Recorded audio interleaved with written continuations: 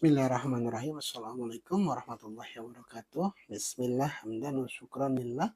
Salatu wassalamu ala rasulillah. La hawla wa la quwata illa billah.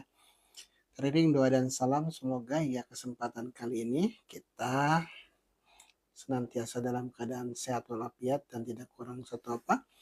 Dan semoga pula senantiasa dalam lindungan dan rahmat Allah Subhanahu wa taala. Amin amin ya rabbal alamin. Di kesempatan siang hari ini sambil rehat kita ngobrol, dan topik atau temanya saya lupa ganti tadi di atas, tapi setidaknya kita ngobrol tentang fitrah kita selaku manusia yang sejatinya kita itu mengakui adanya kekuatan lain di luar kita, yang dalam kata lain kita mengakui bahwa kita di balik sebutan kita sebagai makhluk yang sempurna ternyata memiliki berbagai kekurangan, ternyata memiliki berbagai keterbatasan, ternyata tidak semua hal kita bisa melakukan dengan kapasitas kita sebagai makhluk yang sempurna. Kalau teman-teman ingat, mungkin di 2017 atau 2018 itu booming film Avenger, yang di situ menceritakan tokoh-tokoh fiksi, manusia-manusia super yang dilengkapi dengan kemampuan luar biasa di luar kemampuan manusia normal. Itu sejatinya secara psikologis uh, menggambarkan adanya pengakuan dari kita sebagai manusia bahwa kita itu mengetahui atau bisa menyadari adanya kekuatan lain yang di luar diri kita, dan kita butuh itu, dan kita merasa bahwa kita tidak mampu menyelesaikan berbagai masalah yang ada di depan kita dengan kekuatan kita sendiri. Seperti di film tersebut ada banyak gangguan kejahatan dalam tanda kutip yang kemudian tidak bisa ditangani oleh orang-orang biasa, orang-orang yang kemudian dimunculkanlah Avenger, manusia-manusia dengan kekuatan supernya. Jadi ilustrasi kekuatan super itu sejatinya merupakan pengakuan kita terhadap eksistensi dari kekuatan yang lebih besar dari dalam diri manusia. Bukan hanya di Amerika, hampir setiap negara itu selalu punya tokoh, punya pahlawan dengan kekuatan supernya. Seperti di Spanyol tuh ada dikenal Batman, kemudian di Korea Selatan tuh ada City Hunter, di Meksiko tuh ada Santo, di Bolivia ada Tintin, kemudian di Malaysia tuh ada Cicak Man bahkan. Kemudian di kita sendiri di Indonesia itu justru lebih banyak muncul tokoh-tokoh dengan kekuatan yang luar biasa. Salah satunya Wiro Sableng. Kemudian juga ada banyak tokoh lain yang kita kenal dengan kekuatan supernya di Indonesia ini, yang kemudian kita mengenal Gatot Kaca, yang mengenal kemudian tokoh-tokoh Pandawa dan lain sebagainya. Selain juga tokoh-tokoh Pandawa itu dikenal di India, di kita pun diakui sebagai tokoh-tokoh dengan kekuatan yang luar biasa, yang lagi-lagi itu sebuah bentuk pengakuan kita akan kelemahan diri kita, dan bentuk dari fitrah kita sebagai manusia akan adanya eksistensi kekuatan di luar diri kita. Nah, kalau sekarang setelah peradaban maju, kita menyebutnya Tuhan.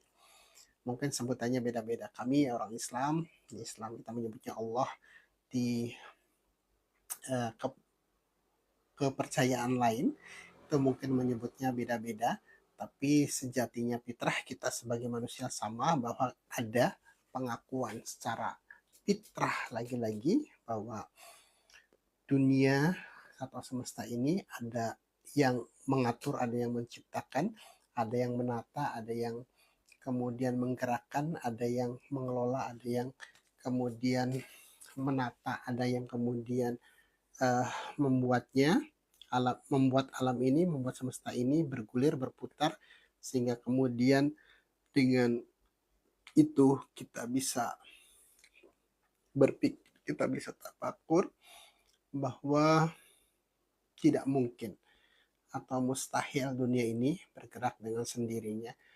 Mustahil kemudian matahari bisa uh, tepatnya bumi bisa mengelilingi matahari, kemudian bulan menjadi satelit bumi kita. Kemudian bagaimana tata surya ini diciptakan. Kalau kemarin saya dapat gambar dari teman itu, bumi kita itu bagian dari salah satu galaksi, kemudian galaksi kita itu bagian dari galaksi lain, kemudian galaksi yang di atas galaksi Bima Sakti itu adalah bagian dari galaksi lainnya. Jadi kalau kita bandingkan, kalau kita kemudian runut, bumi kita itu sedemikian kecil dibandingkan dengan semesta, dibandingkan dengan berbagai galaksi. Konon lagi kita penghuni bumi yang secara fisik saja kita jauh lebih kecil dari gajah. Kekuatan kita pun lebih lemah daripada harimau atau singa atau banteng. Kemudian juga secara jasmani kita juga mungkin banyak kekurangan. Ikan lebih hebat kita dalam hal berenang, burung lebih hebat dari kita dalam hal mengarungi angkasa, dan banyak lagi hal-hal yang tidak diberikan oleh kepada kita selaku makhluk yang kemudian disebut sebagai makhluk yang sempurna. Yang dengan itu tujuannya adalah kenapa kita tidak diberi kesempurnaan mutlak, agar kita kemudian menyadari bahwa memang kita itu hidup, dilahirkan di dunia ini by design, sudah ada yang mengatur, sudah ada yang yang mengurusi kita, yang menjamin rezeki kita, yang kemudian sudah menentukan kapan kita lahir, kapan kita akan kembali, di mana kita akan tinggal, bagaimana cara penghidupan kita, dari mana arah rezeki kita, kemudian siapa saja jodoh kita, anak-anak kita pun demikian. Semuanya sudah ditata, semuanya sudah diatur, semuanya sudah kemudian uh, by design. Jadi kita tinggal menjalani dalam tanda kutip. Nah, kadang-kadang yang membuat kita justru kebingungan dalam menjalani kehidupan ini adalah karena dengan potensi akal kita, kita itu mencari-cari jalan sendiri. Mencari-cari kemudian kekuatan-kekuatan yang kita create sendiri, yang kita ciptakan sendiri untuk mencoba memproklamirkan diri kita bahwa kita tuh hebat. Sehebat apapun manusia, tetap saja manusia itu dibatasi dengan keterbatasan. Kalau kemudian saat ini ilmu pengetahuan mampu menciptakan pesawat terbang, pesawat ulang-alik, itu sesuatu yang harus kita akui. Kemudian kalau kemudian teknologi internet, AI yang sedemikian canggih itu pun katanya buatan manusia, tapi secanggih-canggihnya apa yang sudah dibuat oleh manusia hingga saat ini, manusia belum bisa menciptakan nyamuk yang kecil. Manusia belum bisa menciptakan kemudian semut yang kecil. Manusia belum bisa menciptakan kemudian lalat dengan sekecil itu dengan kecepatannya. Manusia juga belum bisa kemudian membuat kutu di rambut itu. Itu belum bisa. Atau manusia mampu membuat sesuatu, kalau dalam Al-Quran itu Allah menantang dalam tanda kutip manusia untuk membuat satu tandingan lah. Jadi kalau manusia sudah bangga bisa menciptakan pesawat ulang-alik tadi, bahkan bisa katanya sudah sampai ke bulan, katanya sudah sampai ke Mars, ke planet-planet lain, tapi tetap saja manusia itu tetaplah makhluk yang dibekali dengan segala keterbatasannya. Yang dengan itu harusnya menuntun kita, harusnya menyadarkan kita bahwa kita itu bukan siapa-siapa, bukan apa-apa. Jadi kesadaran-kesadaran itulah yang kemudian bisa menata dan meningkatkan keyakinan dan keimanan kita bahwa kita memang dibekali akal, bahwa kita memang dibekali kecerdasan, bahwa kita dibekali berbagai potensi, tapi sekali lagi sebutan sempurna itu bukan berarti kita bisa melakukan segalanya. Sebutan sempurna bagi manusia itu bukan berarti kita tidak butuh orang lain, tidak butuh kekuatan lain yang tadi uh, divisualisasikan dalam bentuk-bentuk cerita pahlawan fiksi yang memiliki kekuatan. Itu sejatinya adalah ekspresi dari fitrah kita untuk menemukan sejatinya kekuatan, sejatinya yang uh,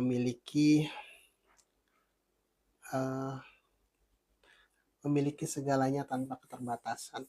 Karena di Avenger itu pun even Captain America yang sudah demikian hebat tetap perlu Spiderman yang katanya sudah hebat perlu Superman, perlu Thor, perlu segala macam. Artinya dalam tokoh itu pun masih ada kekurangan.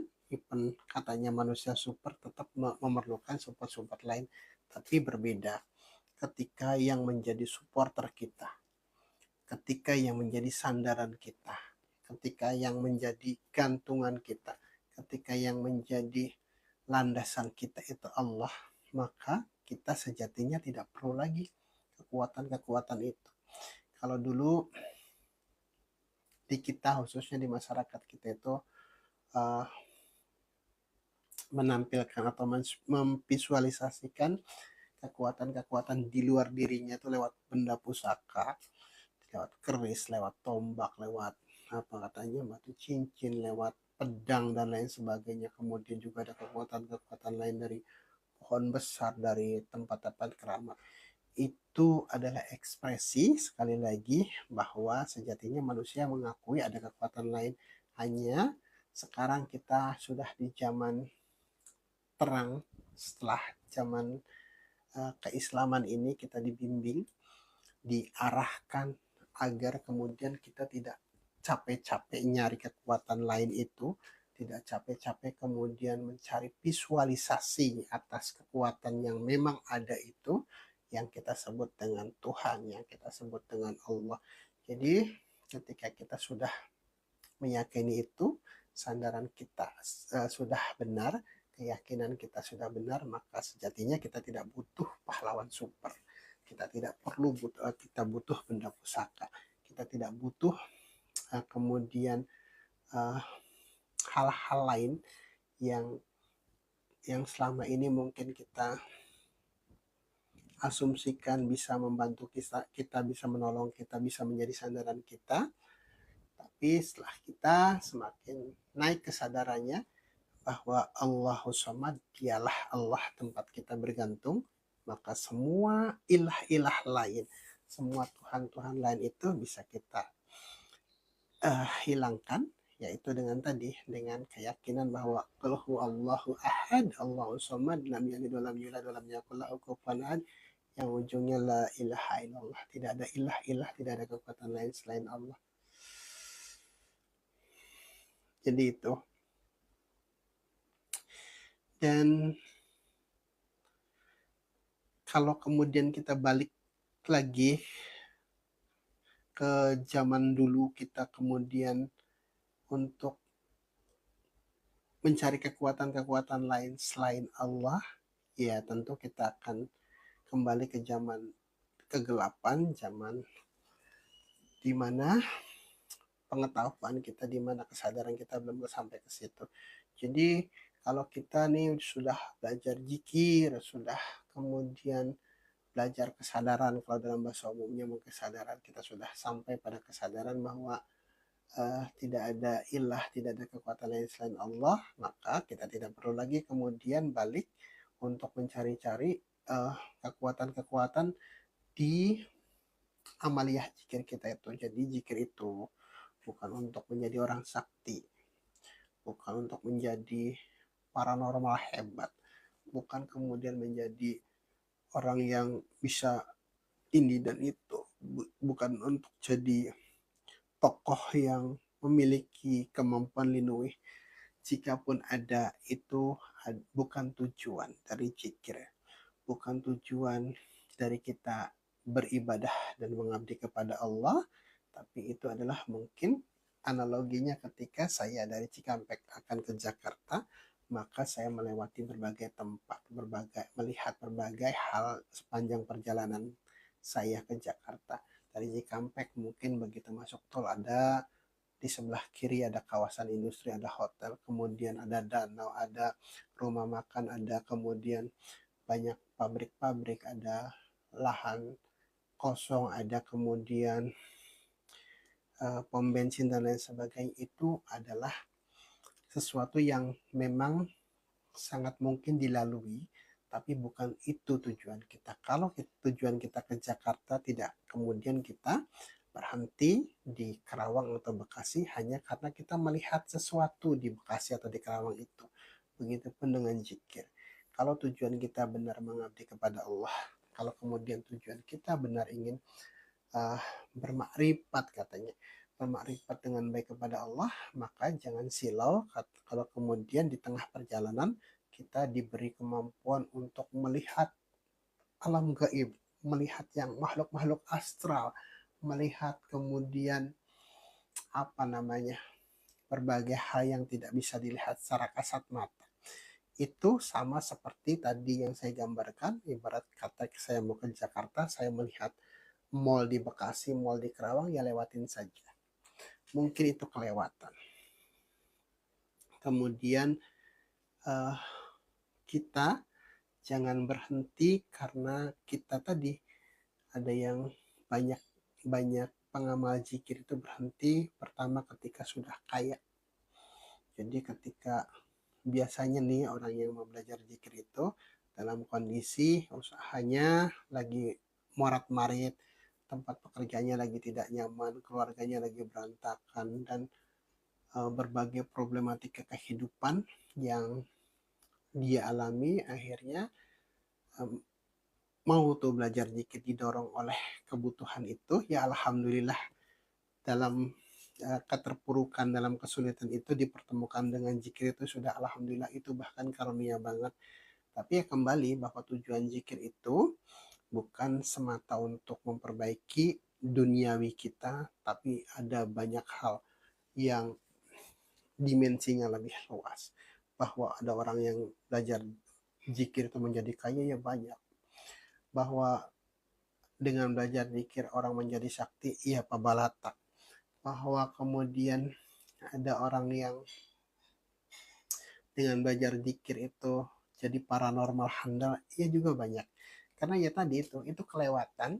Ketika step itu kita lampaui, ya jangan berhenti di situ, teruskan, karena zikir itu tidak ada wisudanya, tidak ada kelulusannya. Kalau kuliah mungkin paling lama kita 5 atau 6 tahun bisa diwisuda jadi sarjana dengan gelar dan kemudian ijazah. Tapi yang namanya zikir itu terus ila yaumil kita kehidupan kita ini berakhir.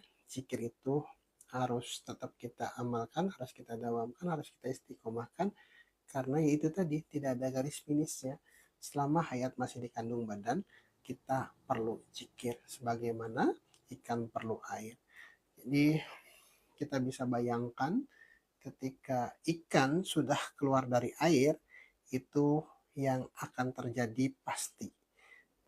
Bukan mudah-mudahan, ketika ikan sudah keluar dari air itu bukan mudah-mudahan, bukan, tapi pasti akan segera menemui ajalnya, menemui kematiannya pun ketika kita jauh dari habitat kita dengan zikir itu, maka secara pasti, meskipun mungkin ada yang lambat, tapi ada yang cepat juga, secara pasti hati kita akan mati. Jasad kita mungkin masih bisa bergerak, jasad kita mungkin masih bisa berkeliaran kemana-mana, jasad kita mungkin masih berjalan, kita masih bisa berbicara, mata kita bisa melihat, pendengaran kita masih bisa mendengar. Tapi ketika hati kita tidak lagi berada di uh, air kehidupan yang namanya zikir itu, maka kita sejatinya setelah mengawali kematian kita sebelum mati.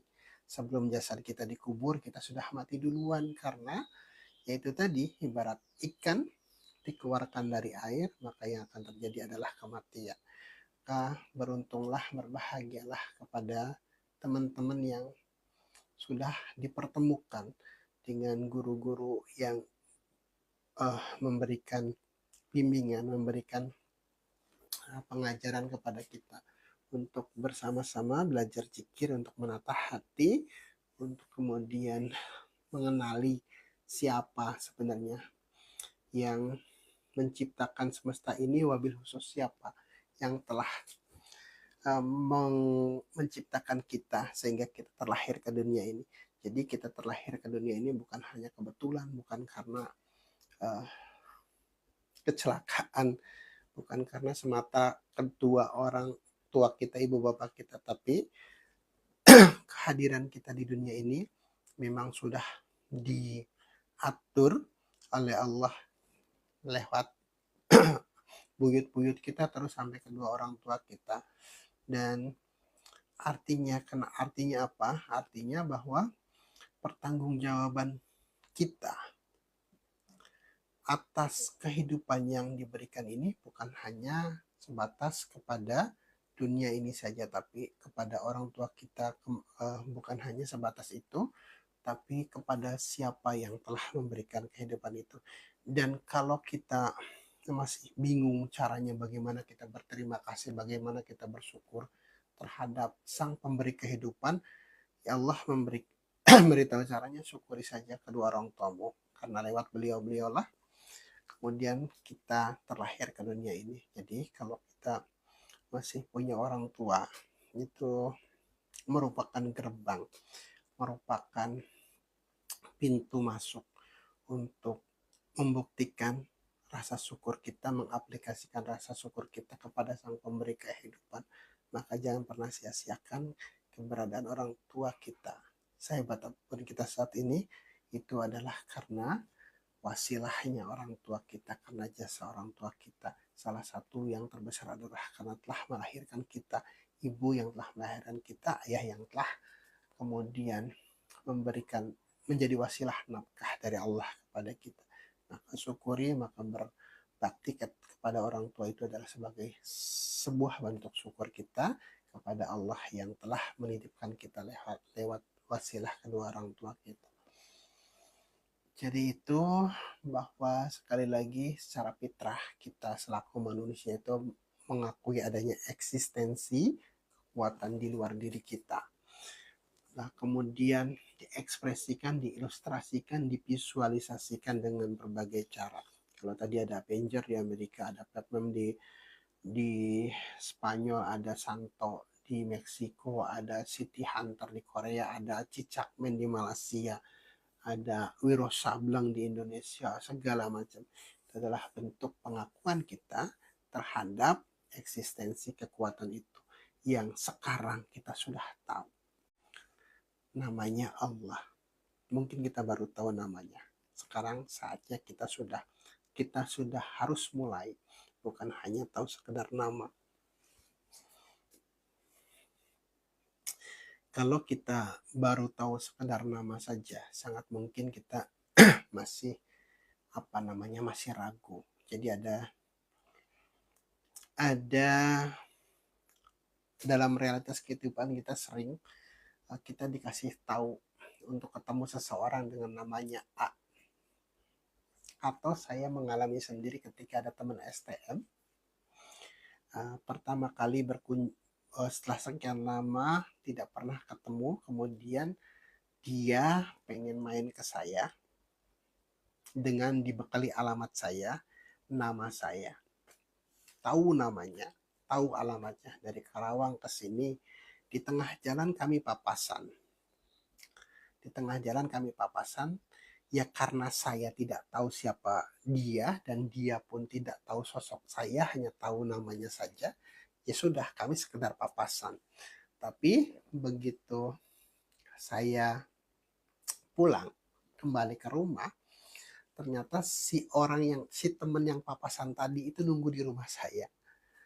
Saya tanya, Mas mau cari siapa? Lah, yang disebut nama saya. Lah, tadi kita papasan. Iya, katanya, tapi saya nggak tahu, hanya tahu nama. Yaitu, kalau kita hanya tahu nama Allah, kemudian kita tidak mengejar mentafakuri nama tersebut, kemudian makrifat kita bukan hanya sekedar makrifat nama, mengenal nama saja,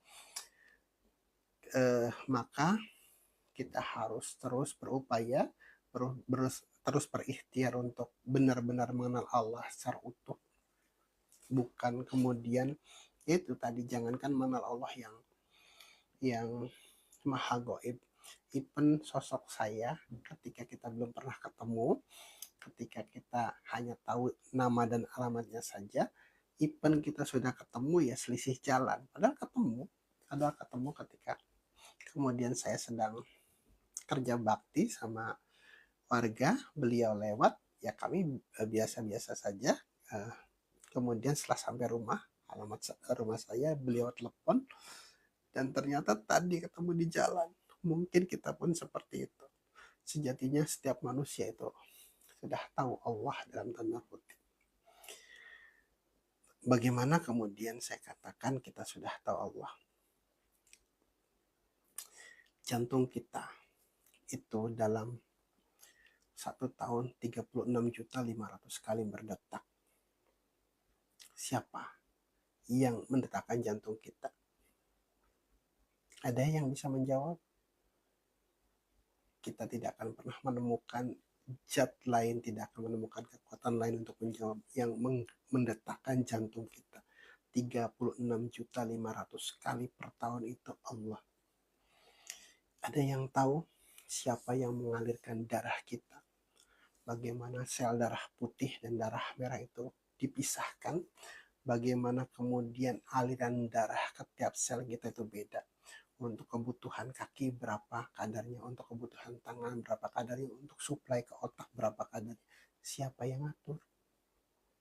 Kita pernah hitung-hitung? Enggak. Kita tidak tahu. Kita bahkan tidak ngerti bagaimana caranya. Dan satu lagi, tidak ada zat, tidak ada kekuatan lain yang bisa melakukan itu kecuali kudrah dan iradahnya. Kemudian lagi,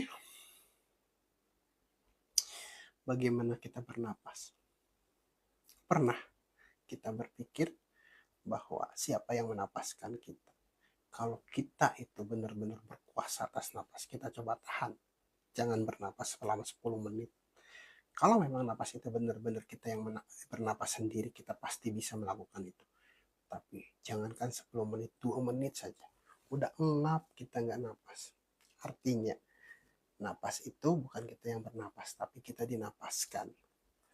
Belum lagi bagaimana mata kita berkecap. Bagaimana kemudian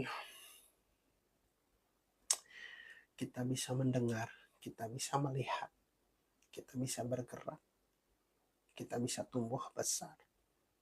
Siapa yang melakukan itu?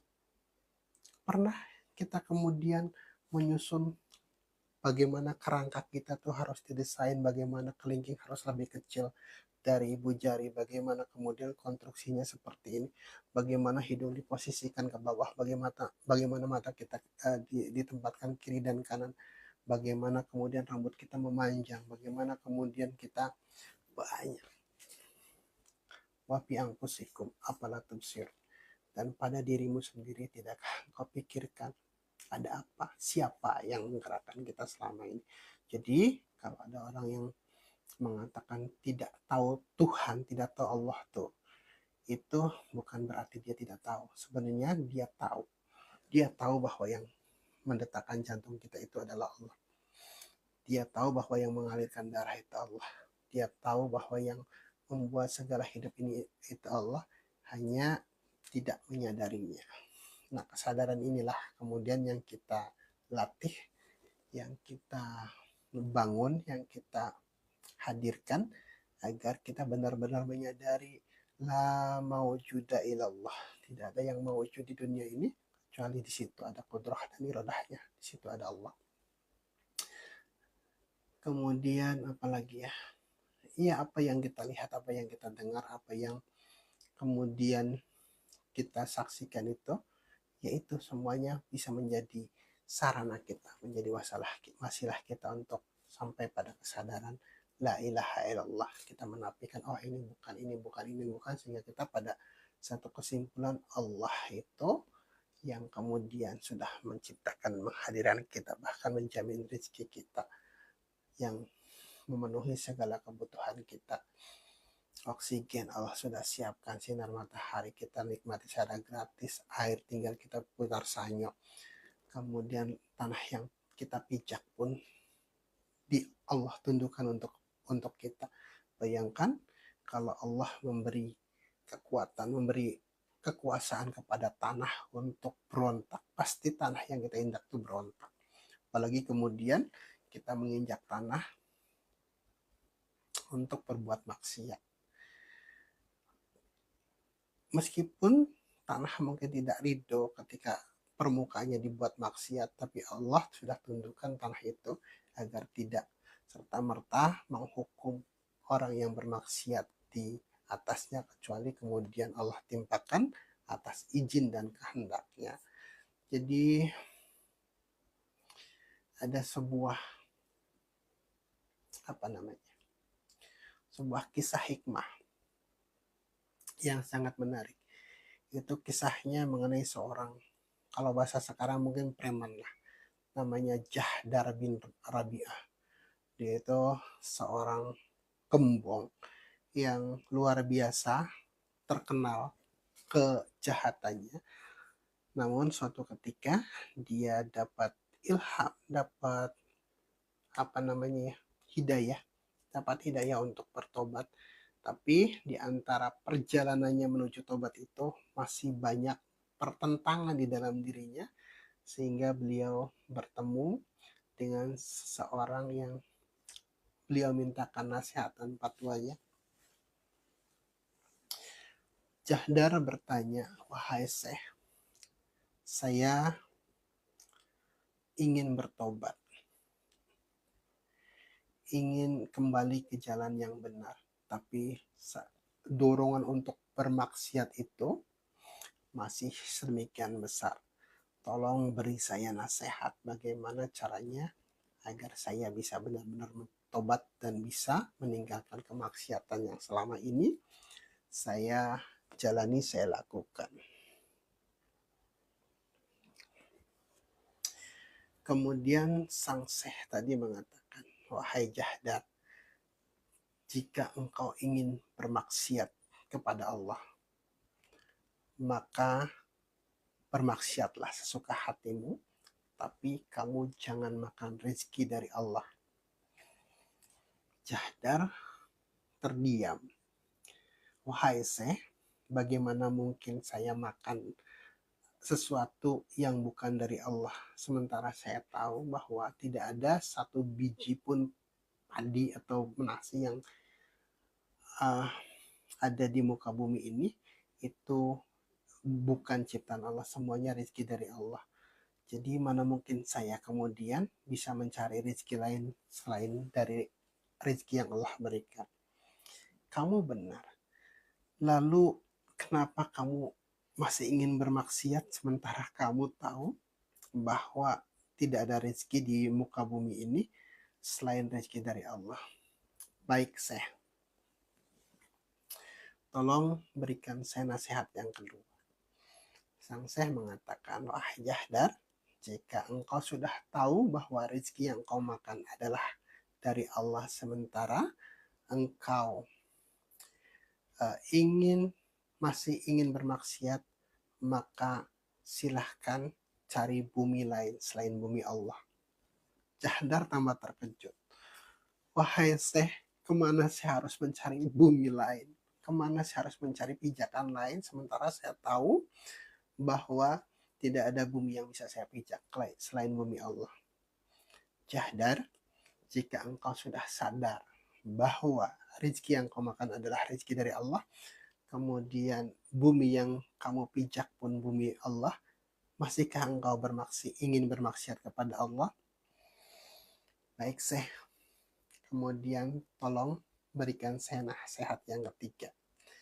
"Wahai Jahdar, kamu tadi sudah sadar bahwa tidak ada rezeki lain selain rezeki Allah, kemudian engkau pun tahu bahwa tidak ada bumi lain selain bumi Allah, tapi engkau masih tetap ingin bermaksiat, maka carilah tempat di bumi ini yang tidak Allah lihat untuk kamu melakukan kemaksiatan. Jahdar tambah bingung.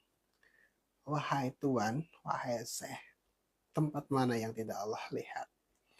Di dalam gua Allah pasti lihat. Bahkan kalau saya masuk ke dalam tanah pun Allah pasti lihat. Saya menyelam ke dalam laut pasti Allah lihat. Jadi tidak mungkin saya menemukan tempat yang tidak dilihat oleh Allah. Wahai Jahdar, sudah 3 yang engkau tahu bahwa engkau makan bumi, makan rezeki dari Allah. Engkau berpijak di bumi Allah, kemudian engkau tidak menemukan tempat lain selain yang bisa engkau bersembunyi dari penglihatan Allah, tapi engkau masih ingin bermaksiat, maka bermaksiatlah. Tapi kamu harus bisa menahan atau menolak kedatangan malaikat maut. Jahdar tambah pucat pasi. Wahai Tuan, wahai Syekh, tidak ada satu makhluk pun di semesta ini, di muka bumi ini yang bisa menolak kedatangan malaikat maut. Bagaimana mungkin saya bisa menolaknya? Jahdar, sudah 4. Kamu tahu bahwa kamu makan rezeki dari Allah, kamu tahu bahwa kamu tinggal di bumi Allah, kamu tahu tidak ada tempat yang luput dari penglihatan Allah, dan kamu tahu bahwa kamu tidak mungkin luput dari malaikat maut, tapi kamu ingin bermaksiat, bermaksiatlah. Tapi nanti di akhirat kamu tolak kedatangan malaikat Jabaniyah yang akan menghakimimu. Setelah kelima nasihat tadi, Jahdar tidak punya alasan lagi untuk meninggalkan kemaksiatannya. Yang dengan nasihat itu, Jahdar kemudian bertobat, kemudian kembali ke jalan yang benar, dan di akhir cerita beliau berjuang untuk menegakkan panji-panji kebenaran, sehingga akhirnya beliau syahid ketika berperang di jalannya, di jalan Allah. Jadi itu. Nah, kalau kita nih, kita mungkin saat ini posisi kita, status kita sedikit lebih baik dari Jahdar yang ahli maksiat. Mungkin kita masih suka ke masjid, mungkin kita masih suka berderma, atau setidaknya kita tidak melakukan kemaksiatan seperti Jahdar. Tapi kita kadang-kadang lupa, kita pun masih seperti Jahdar. Kita tahu nih gaji kita dari Allah, kita tahu nih rezeki kita, laba yang kita hasilkan dari perdagangan kita itu dari Allah. Kita tahu nih hasil pertanian itu karena Allah.